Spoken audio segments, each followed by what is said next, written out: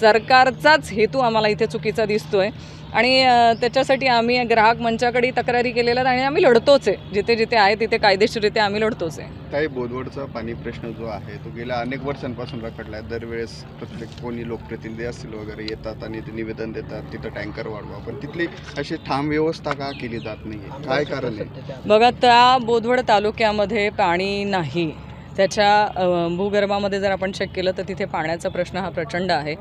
तिथे जर पाणी नसल्यामुळेच नाथाभाऊंच्या माध्यमातून असेल किंवा प्रतिभाताई पाटील यांच्या माध्यमातून तिथे बोदवड उपसा सिंचन योजना ही संकल्पना भाऊंच्या काळामध्ये आपण राबवली. त्यामध्ये आपण जेवढं शक्य आहे तेवढं आपण तिथे निधी आणण्याचा प्रयत्न केला आहे. पण आमचं दुर्दैव असं होतं की आम्ही कायम विरोधी पक्षात राहिलो आहे. त्याच्यामुळे आम्हाला सरकारकडून जो तुटपुंजा निधी मिळायचा त्या निधीमध्ये आजपर्यंत जेवढं काय काम होऊ शकलं ते तिथे आज होऊ शकले आणि त्या धरणाच्या माध्यमातून आज जे पाणी तिथे साठा थांबलेला आहे त्याच्यावरती जुळवणा असेल किंवा त्या काही भागातल्या लोकांना उजरखेडा धरणाच्या माध्यमातून जे काही तिथे बॅकवॉटरचं पाणी असेल त्यातनं काही गावांना दिलासा आहे. तिथे आज केळी ते लोक घेऊ शकत आहेत. पण काही गावं अशी आहेत की जोपर्यंत ही बोदवड उपसा सिंचन योजना पूर्ण होणार नाही तोपर्यंत त्या गावातल्या लोकांना दुसरा पाण्याचा सोर्स काही नाही आहे. पण आज रोजी तुम्हाला तिथे पाणी पोहोचवणं, आपण भाऊंच्या माध्यमातून ODA ही योजना पण तिथे राबवली. आज संपूर्ण तालुक्यामध्ये जे पाणी पुरवठा मिळतो आहे तो फक्त आणि फक्त त्या ODAच्याच माध्यमातून आज जे पाणी मिळतं आहे ते मिळतं आहे. पण त्या ODAच्या पाणी पुरवठा हा गेल्या आधी म्हणजे जेव्हा तो मंजूर झाला, जेव्हा ती योजना चालू झाली त्यावेळेसमध्ये आणि आत्ताच्या योजनेमध्ये लोकांची लोकसंख्या वाढलेली आहे. त्याच्यामुळे आता ती कुठेतरी कमी पडते. तर एक तर त्या योजनेला तुम्हाला चांगल्या प्रमाणात केलं पाहिजे किंवा दुसरी काहीतरी व्यवस्था करणं आजच्या दिवशी अर्जंट आहे. आमदार असतील किंवा पाणी पुरवठा मंत्री असतील हे सत्तेतच आहेत तरी सुद्धा हा प्रश्न. बघा, पाणी पुरवठा मंत्री आपल्या जिल्ह्याचेच आहेत. आम्ही आधीही म्हटलेलं आहे की त्यांच्या माध्यमातून जी जलजीवन मिशनची योजना राबवण्यात आलेली आहे त्या योजनेचा खेळखंडोबाच आजच्या दिवशी ह्या तालुक्यात तुम्हाला बघायला मिळतो आहे. कारण जर त्या योजना त्यांनी राबवल्या, आम्ही आधीपासूनच तिथे म्हणतोय की ह्या योजनेच्या माध्यमातून कॉन्क्रीट असं तुम्ही आम्हाला सांगा की तुम्ही आमच्या तालुक्याला पाणी कसं देणार आहात. पण ते उत्तर देण्याच्या ऐवजी कामं कसे करून घेता येतील कॉन्ट्रॅक्टरांकडनं आणि कामं घेऊन आपल्याला पैसा कसा कमवता येईल ह्याच गोष्टीवरती त्यांचा भर गेलेला दिसतोय. कारण एवढी जर तुम्ही जीवन योजना जी काय राबवली त्या योजना राबवल्यानंतर देखील आमचा तालुका हा आज रोजी पाण्यापासून वंचितच आहे. आमदार अपयशी ठरताय काही तुम्हाला अपयशी ठरतात का असं नाही, पण मी म्हणणार की तुम्हाला याचं उत्तर द्यावं लागणार आहे. कारण 5 वर्षाचा कार्यकाळ तुम्हाला मिळाला आणि पूर्ण 5 वर्षाच्या कार्यकाळामध्ये तुम्ही सत्तेत आहात, सत्तेतले आमदार आहात. म्हणजे आधी सत्ता होती जेव्हा महाविकास आघाडीची होती तेव्हाही त्यांचं पाठबळ होतं, आत्ताही त्यांना सरकारमध्येच आहेत. तर 5 वर्षाच्या काळामध्ये ज्या काय कामं त्यांनी लोकांना पाणी पुरवण्यासाठी करायला हवे होते ते करताना दिसत नाही आहेत. कुठेतरी कमी पडतं आहे किंवा कुठेतरी इच्छाशक्ती कमी पडते. कारण पाणी ह्या गोष्टीवरती आजही बोदवड तालुक्याला लोकांना पाण्यासाठी वणवण हे फिरावंच लागतं आहे.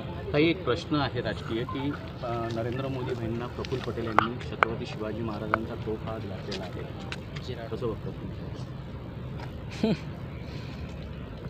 मला असं वाटतं की सगळ्यांनी सारासार एकदा विचार करावा की आपण आत्ता ह्या सगळ्या गोष्टींमध्ये त्यांना काय हेतूने तो केला आहे ते मला सांगता येणार नाही. पण ही घटना मला फार योग्य वाटत नाही. कारण एक आदर आहे झिरटोपाबद्दल, सगळ्यांना एक आदर आहे. आपल्या सगळ्यांचं श्रद्धास्थान असलेले शिवाजी महाराजांच्या, छत्रपती शिवाजी महाराजांच्या बाबतीत एक आदर आहे. आणि शेवटी त्यांनी काय हेतूने ते केलेलं आहे मी नाही सांगू शकणार. पण कुणाला रुचते कुणाला रुचणार नाही अशी घटना आहे. काही शरद पवारांची अजून बारामती गेलेली, त्यांना पराभव दिसायला लागलाय. चंद्रशेखर बावनकुळे बारामती ही कायम आदरणीय पवार साहेबांचीच आहे आणि तिथली लोक ही आदरणीय पवार साहेबांच्या पाठीशी खंबीरपणे उभे राहतील आणि राहिलेत हा आम्हाला विश्वास आहे. सुप्रियाताई ह्या मोठ्या मताधिक्याने तिथून निवडून येतील हा आम्हाला प्रत्येकाला विश्वास आहे आणि हेच त्यांचं निवडून येणं हे समोरच्यांना उत्तर राहणार आहे.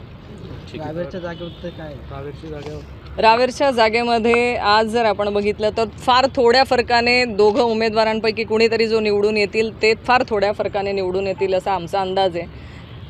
मी बाकीत काही करू शकणार नाही, कारण फार कमी मतांचं अंतर दोघांमध्ये राहणार आहे. त्याच्यामुळे 4 तारखेला आपल्याला तो सस्पेन्स आपल्याला दिसेलच की नेमकं कोण निवडून येत आहे. काय विश्वास वाटतो आपल्याला? तुतारी वाजेल हा विश्वास आहेच, पण जी आम्ही आम्ही आत्ता जसं इलेक्शन झाल्यानंतर आपण आढावा घेतो, तर प्रत्येकाकडून आढाव्यामध्ये जे सांगितलं ते मी आधीच सांगितलं तुम्हाला की फार कमी मतांचा फरक राहील. हे पण निवडून येऊ शकतात, ते पण निवडून येऊ शकतात असा माझा अंदाज आहे.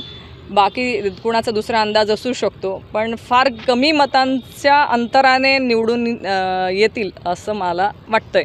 पण तरी महाविकास आघाडी म्हणून आम्हाला जो रिस्पॉन्स मिळाला आहे तो नक्कीच जिंकून येण्या इतपत आहेच. होर्डिंगचा विषय आहे. होर्डिंगमध्ये जी घटना घडली दिल्लीमध्ये, त्यातला जो आरोपी आहे बिल्ले तो फरार आहे. सत्ताधाऱ्यांवर टीका केली जाते की घटना घडल्यानंतर तो कसा फरार होतो. आणि नेमक्या अशा घटना घडल्यानंतरच सरकारला कशी जाग येते? सरकारचं आजचं जे काम तुम्ही बघितलं असेल तर फक्त तोडाफोडीमध्ये सगळ्यात जास्त लक्ष ठेवतायत असं मला वाटतं. सरकारचं तिथे नियंत्रण किंवा सगळ्या ऑफिशियल गोष्टींवरती किंवा जिथे तुम्हाला नियंत्रण ठेवलं पाहिजे तिथे नाहीच आहे. याच्यासाठी तर आम्हाला कलेक्टर ऑफिसला येऊन भेटावं लागतं आहे ना. जर सरकारने नियंत्रण ठेवलं असतं तर बोगस बियाण्यांवरती पण त्यांचं नियंत्रण आजच्या रोजी असतं, तर ते दिसत नाही आहे. त्यामुळे सरकारचं ह्या सगळ्या गोष्टींना पलीकडे जाऊन मला असं वाटतं फक्त कुठला पक्ष फोडावा, कुठल्या पक्षातल्या नेत्याला आपण हायजॅक करावं, कुठल्या पक्षातल्या लोकांना आता भारतीय जनता पार्टीमध्ये आपण आणलं पाहिजे, एवढ्याच गोष्टींवरती आता सध्या त्यांचं काम चालू आहे. निष्पाप लोकांचे जीव जात आहेत याच्यामध्ये सरकारच्या दुर्लक्षामुळे. जवळपास 14 लोक गेली. आम्ही सगळे त्या बाबतीमध्ये खरंच सगळ्यांनीच खेद व्यक्त केलेला आहे की त्या निष्पाप जीवांना योग्य तो न्याय मिळाला पाहिजे. सरकारनेही ती जबाबदारी घेतलीच पाहिजे आणि सरकारने जबाबदारी घेऊन ह्या घटनेसंदर्भात योग्य ती कारवाई करणं अपेक्षित आहे. एबीपी माझा, उघडा डोळे बघा नीट.